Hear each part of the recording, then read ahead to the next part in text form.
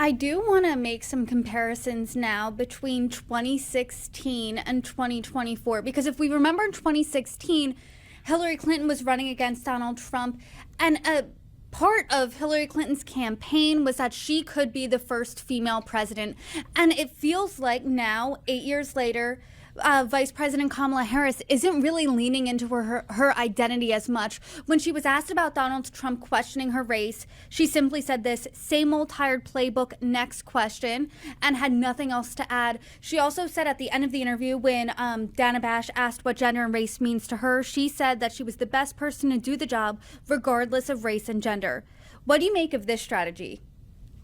First of all, I thought her answer on same old tired, basically same old tired Donald Trump was an excellent answer. I thought that she did exactly what she needed to do in that answer. She's called his approach, where he said, I didn't know she was black and so forth, was a mistake in the way he framed it and so forth. Um, she, the Democratic Party is an identity politics party all the way down, right? That's been a major part of what they're doing.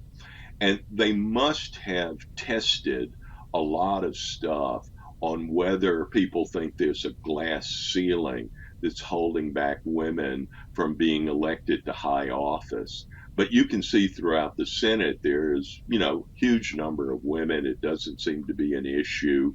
Uh, and so she must have tested that. And I think in general, and I give her credit for this, she's not running for high office as a victim. And I think that's part of it. And I think that the idea that I'm the torchbearer for women um, may have sort of um, women already know that. By the way, there's a huge gender gap, and you can look at it in that men are voting for Trump and women are voting for Kamala Harris, but it is a huge gender gap, and she must have felt that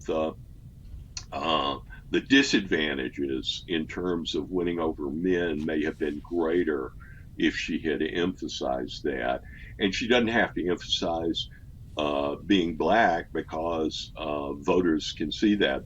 I think that Trump made a mistake in the way that he framed it. She's multiracial and she went to a historically black college and so forth. I just think that the fact that she emphasizes both parts of her family is something to be proud of, as we as Americans should be proud of all of this.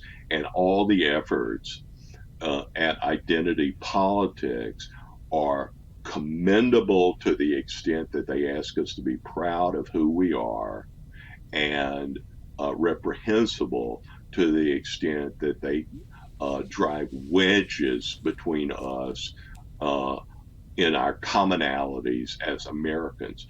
In this regard, I would like to praise the Democrats at their convention for emphasizing patriotism.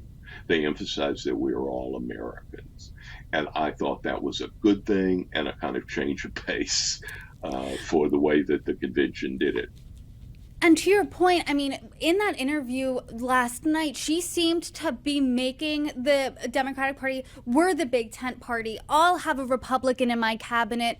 This is my proposal. I will not ban fracking. Do you think right now Democrats are being the big tent party where Republicans could take a page from their playbook? I don't know what that's about. I think it's probably of a piece with her general idea that she can reposition who she is to the public. That she can say, "I'm not this." The far right calls her a communist. I think that's wrong. I think what she really is, Brittany, is a European democratic socialist, very much like the democratic socialist parties in Europe and like the Labour Party in Britain. They want a big government, high taxes, a lot of redistribution, and essentially a regulatory administrative state. That's not Lenin. That's a a regulatory state with high taxes and a lot of redistribution. And I think what Americans haven't really come to grips with is that we used to have a relatively low tax economy until after World War II.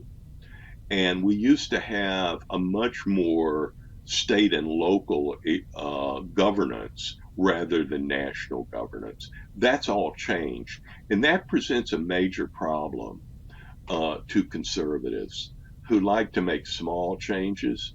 But if they try only to make small changes, what will happen is that these issues will simply, the centralization and taxing power will all pause during a Republican presidential administration, but it won't be rolled back, and we won't move toward that.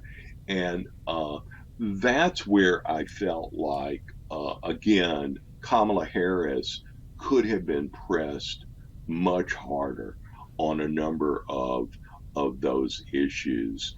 I think she's still in favor of all the things that the Democrats have proposed. They'd like to blow up the Supreme Court. They'd like to blow up the filibuster in the Senate.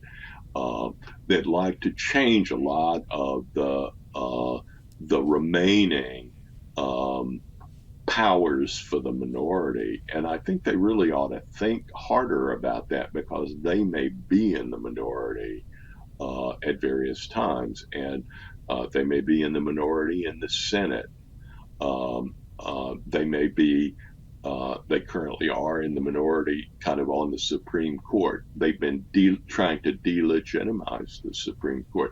So I think these are very big issues. This is the starkest difference between the two parties since Franklin Roosevelt ran against Herbert Hoover. It's been a century almost. This is huge. And it is just political malpractice for the Republicans not to run on these issues, because except for abortion, Republicans have huge advantages on the issues. And Donald Trump has been making some interesting moves on the abortion, fertility front, and so forth. This advocacy for in vitro fertilization was very smart, and I think the right move.